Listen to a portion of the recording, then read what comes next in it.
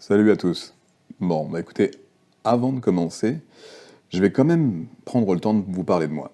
Euh, bon, alors, tout d'abord, il faut savoir que je suis né en banlieue parisienne, plus précisément dans la ville de Versailles. Donc j'ai eu cette chance de vivre dans une belle ville fleurie et voilà, et auprès de toute ma famille qui était venue de l'île Maurice en fait, parce que toute ma famille arrivait de l'île Maurice, mes parents arrivaient de l'île Maurice quelques mois avant ma naissance. Du coup, j'ai été conçu là-bas en fait, hein. J'ai pris l'avion dans le ventre de ma mère et je suis né sur le territoire français. Voilà, en bonne santé, de bonne constitution et avec un bel environnement dans lequel j'ai pu évoluer. Et j'ai fait d'ailleurs ma scolarité à Versailles. Toute ma scolarité a été faite à Versailles. Et puis voilà. Puis un jour, j'ai décidé de quitter l'école assez tôt, en fait, pour travailler. Travailler parce que bah, ma famille avait des revenus modestes et j'avais une profonde envie de les mettre à l'abri. Voilà. Et, et puis plein de choses m'ont attiré vers le milieu du travail. Et du coup, j'ai voulu tout de suite, très très vite, travailler pour gagner de l'argent, être autonome, offrir ce que je pouvais offrir à mes parents. Et puis prendre mon envol, comme on dit souvent. Voilà, j'avais beaucoup d'atouts. Physiquement, j'ai travaillé sur moi pour obtenir des performances de manière à pouvoir justement être bon dans les travaux, dans le travail que j'aurais voulu faire. Notamment, je voulais d'ailleurs, j'étais déjà très attiré par le fait de euh, protéger les gens. Protéger les gens et les aider. Voilà. Euh, et, et puis, ben, je vous passe les détails parce que c'est très très long. Euh, Vers l'âge de 19 ans, 19-20 ans, alors que j'avais déjà un physique impressionnant, un tas de relations autour de moi et que des opportunités professionnelles à juste choisir en fait, parce que j'étais très très très apprécié à l'époque, euh, je suis tombé malade. Brutalement. Enfin, brutalement, non. En fait, en réalité, j'avais déjà des symptômes avant, mais j'y avais pas pris attention. Et donc, à 19-20 ans, donc pendant que je travaillais la nuit, j'avais de gros soucis de fatigue et des problèmes digestifs qui accompagnaient cette fatigue, sur lesquels, évidemment, je ne mettais rien de concret, parce que je me suis dit, les problèmes digestifs, tout le monde doit en avoir, parce qu'on se dit ça bêtement. Et, euh, Et bah du coup, bah, le problème, c'est que ça s'est aggravé. La fatigue s'est aggravée, accompagnée de brûlures et de douleurs musculaires intenses. Quand je dis brûlures, c'est comme si vous preniez la gaine de vos muscles et vous preniez un chalumeau et que vous passiez le chalumeau sur vos tendons pendant que vous marchez, ou pendant que vous tenez un sac, ou pendant que, peu importe ce que vous faites. Même quand vous faites rien d'ailleurs.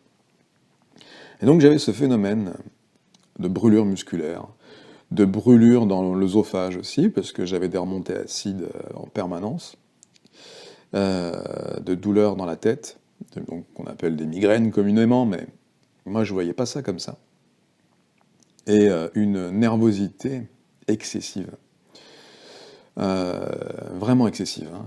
Je devais prendre énormément sur moi pour avoir l'air serein. Et tout le monde croyait que j'étais serein d'ailleurs, enfin, à part quand ça transpirait un peu, mais globalement, j'avais l'air serein. Et donc, ben, j'ai pris mon mal en patience, j'ai continué à travailler, jusqu'au jour où j'ai arrêté de marcher. C'est-à-dire que je subissais tout ça, hein, en silence, je ne disais rien à personne. Euh, un jour, je marchais, je me souviens, c'était donc, je travaillais à GlaxoSmithKline, pour pas les prononcer. Voilà, je travaillais au siège social en France, et je marchais dans les couloirs parce que je devais faire ma ronde. Et Et en fait, mon corps s'est arrêté de marcher. Je n'arrivais plus à marcher. Enfin, j'ai forcé, hein, mais c'est comme si tout d'un coup je passais de 84 kilos à 5000, non allez, 7000 kilos d'un coup. C'est-à-dire que tout d'un coup vous avez l'impression que vos muscles ne sont pas adaptés pour tenir le poids de votre corps. Et c'est bizarre à vivre. Mais j'ai rien dit. J'ai rien dit, alors j'ai joué le Superman. J'ai joué le mec surhumain qui pouvait traîner sa carcasse de 7000 kilos jusqu'à la fin de sa ronde, arriver au poste de sécurité, se poser et laisser le relais à son collègue, bien évidemment.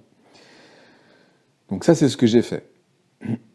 Mais en réalité, il s'est passé un truc gravissime dans mon corps, lequel j'arrivais pas à le mesurer. Donc à partir de là, j'en ai parlé à ma compagne de l'époque qui m'a envoyé voir son médecin de famille. Évidemment, ça s'est pas très très bien passé parce que son médecin m'a tout de suite classé dans une catégorie à laquelle je ne comprenais pas appartenir, une catégorie de dépressif. Et je voulais pas être dépressif. Je comprenais pas cette idée. Comment est-ce que j'aurais pu être dépressif? Alors oui, là, tout d'un coup, c'est dur parce que j'ai mal, je souffre, mais j'étais pas dépressif. J'avais aucune raison de l'être. J'avais qu'à tendre les bras et j'avais du monde autour de moi. J'avais de l'argent. Je pouvais avoir le travail que je voulais presque, en fait. C'était assez simple. J'avais pas de raison, là, de croire qu'il y avait un problème dans ma tête pour que ça engendre cette fatigue. Mais bon, le médecin généraliste, lui, m'a tout de suite orienté vers un état dépressif. Ce qui a finalement fini par en déclencher un pseudo, puisque quand on vous dit, quand on vous rabâche que vous êtes dépressif, alors que vous ne l'êtes pas, vous finissez par entendre cette suggestion, en fait, hein, qui vous martèle, et vous vous dites, mais c'est le médecin. Bon, peut-être qu'il a raison, peut-être que je suis dépressif, et puis vous finissez par trouver une raison qui vous rend dépressif.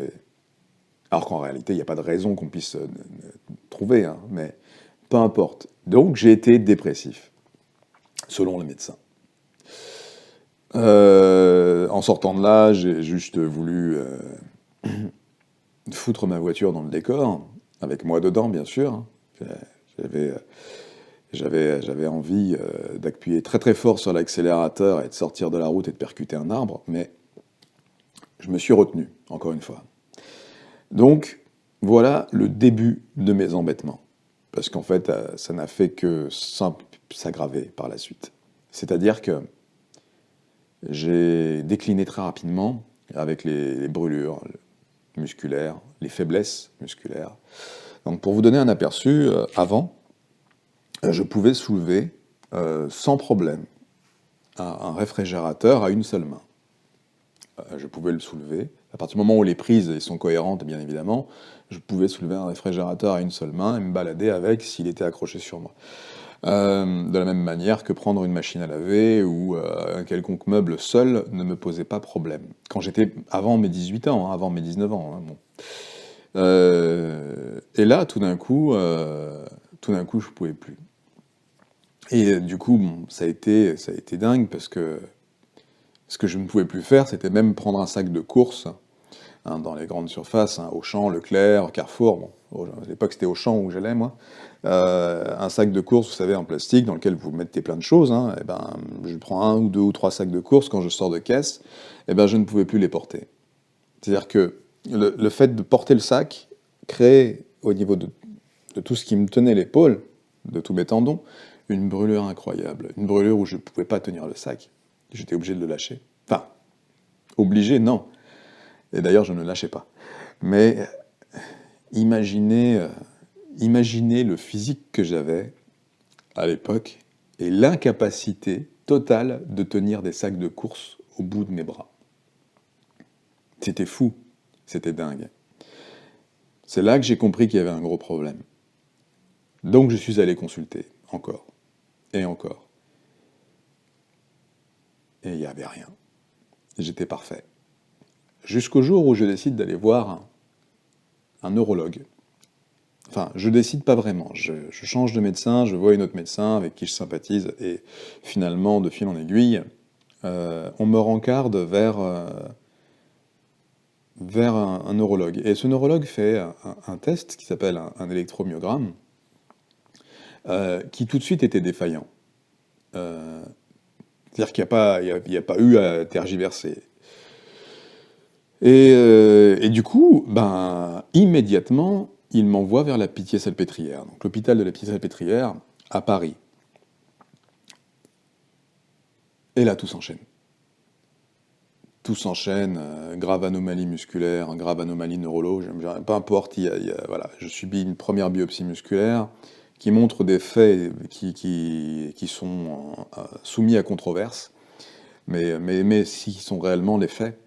Euh, et en gros, je rentre dans une dégénérescence cellulaire incroyable. Et d'autant plus que je croise des patients comme moi à l'hôpital. Enfin, comme moi. Euh, des patients atteints du même type de pathologie. Et, et ça me rend dingue. Évidemment que ça me rend dingue. Je les observe, je me dis, mais ils sont coincés là.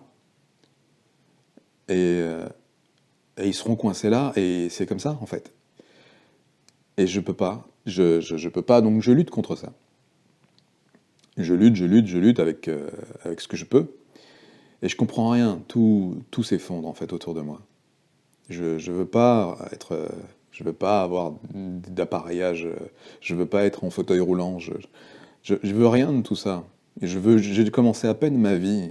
Je voulais juste travailler, gagner ma vie, offrir une maison à mes parents, m'offrir une maison et vivre au calme. C'était tout ce que je voulais. Mais visiblement, la nature avait décidé autrement. En tout cas, ma nature a modifié certaines choses à cause de certains enfin, phénomènes extérieurs et facteurs extérieurs qui ont aggravé la situation. Et du coup, mon corps s'est mis en autodestruction, quoi. Tout simplement. Alors, je schématise pour pas rentrer dans le détail, parce que ça va être très long. Évidemment, j'ai beaucoup d'indices et de, de véritables outils pour pouvoir vous dire ce qui s'est réellement passé, mais globalement, mon corps est rentré dans une phase d'autodestruction massive. Donc en gros, ma pathologie musculaire, euh, qui n'est toujours pas étiquetée d'ailleurs aujourd'hui, hein, donc je rentre dans une forme de myopathie, et, euh, et en fait, je, je, je, je suis soumis, selon l'idée de certains professeurs, à je suis victime de deux maladies auto-immunes. Donc auto-immune, hein, on revient sur le principe de l'autodestruction. Euh, et, euh, et là, enfin, je comprends pas, parce qu'en fait, la médecine m'a induit en erreur, faut le savoir. Euh, la médecine m'a induit en erreur dès le départ, en me disant que c'était probablement une défaillance génétique, qu'il fallait trouver le gène défaillant. Et donc, chaque année, j'ai signé un papier pour pouvoir donner légitimité à ces recherches. Donc en gros, il fallait que je signe une décharge qui disait qu'on faisait des recherches génétiques pour pouvoir trouver si c'est pas cette protéine ou celle-ci qui serait défaillante et qui pourrait causer chez ma personne le nombre de défaillances qu'on peut déceler. Bon, il s'avère que il n'y avait pas que mes muscles qui étaient atteints. Euh, alors concrètement, c'était une myopathie, donc les muscles étaient atteints, mais bizarrement les muscles les plus forts. C'est-à-dire que tous les muscles les plus volumineux et les plus puissants chez moi, c'était les premiers à avoir été affectés. Donc aujourd'hui, si vous voulez, ces muscles-là sont morts. C'est-à-dire que j'ai souffert, hein, j'ai souffert. Je me suis vu avec mes muscles disparaître en fait, progressivement et par étapes, euh, par étapes successives. Et ils sont morts. Et j'ai subi les douleurs liées aux nécroses, incroyables. Enfin bon. Et en gros, je schématise, parce que si je vous raconte 20 ans d'hospitalisation, vous allez vous dire, mais attends. Mais en gros, on m'a induit en erreur à plusieurs reprises. On n'a pas voulu me toucher à plusieurs reprises parce que j'étais suivi par les plus grands. Donc quand j'allais voir les confrères, ils me disaient on vous touche pas. je trouvais ça quand même bizarre de la part de la médecine de ne pas vouloir me toucher. Mais, bon, dès qu'il y avait le compte-rendu médical qui disait qui était à la tête de la décision de ce qu'on disait sur moi, on ne me touchait pas. C'est vrai, hein, ce que je vous raconte, hein, c'est pas... Il n'y a pas d'affabulation ni quoi que ce soit. Et, euh, et donc, progressivement, ben, j'ai vu mon état, voilà, j'arrivais plus à avoir de rapport sexuel, je ne pouvais plus lire quoi que ce soit. J'ai toujours des soucis pour lire quelque chose parce que j'ai pas d'intérêt à lire, mais là, je ne lisais plus du tout, je voyais flou, j'avais une hypersensibilité auditive. En gros, mon système nerveux a fait ce qu'il voulait, hein. Il m'a foutu en l'air. Voilà, pas de rapport sexuel, je pouvais pas être aimable parce que j'avais tellement de défaillances que forcément ça jouait contre moi. Puis un jour, à un moment donné où je me rends compte que ça va être la fin, parce que j'ai vraiment cru que c'était la fin, hein. Ça, la médecine ne le sait pas, évidemment, parce que quand vous êtes en train de mourir tranquillement chez vous, vous n'êtes pas à l'hôpital, vous êtes chez vous, dans votre intimité. Mais la médecine ne le sait pas. Mais sauf qu'à un moment donné, je me réveille, c'est-à-dire que enfin, je me réveille. J'ai vu d'autres médecins entre-temps, des médecins, des thérapies parallèles, qui m'ont très clairement fait comprendre, à la différence de la médecine d'ailleurs. Parce que la médecine allopathique qu'on connaît, elle vous dit, il y a un espoir, il y a un espoir, vous savez, la science avance, cette science est merveilleuse, et demain, vous allez avoir un traitement. Elle est magnifique, cette médecine. Demain, vous allez avoir un traitement. Il disait l'année prochaine, hein, évidemment, mais bon, les années s'écoulaient, hein. Pendant ce temps, j'allais voir d'autres thérapeutes qui me disaient, ben, je peux rien faire. Tout le monde m'a dit la même chose. Ils ont été honnêtes, ils ont essayé, hein. Évidemment, ils ont voulu gagner un peu d'argent. Mais ils m'ont dit, je peux rien faire. Je peux rien faire, je peux rien faire, je peux rien faire. Et je suis désolé, je peux rien faire. Jusqu'à ce que je rencontre un médecin qui soignait des gens un peu plus aisés,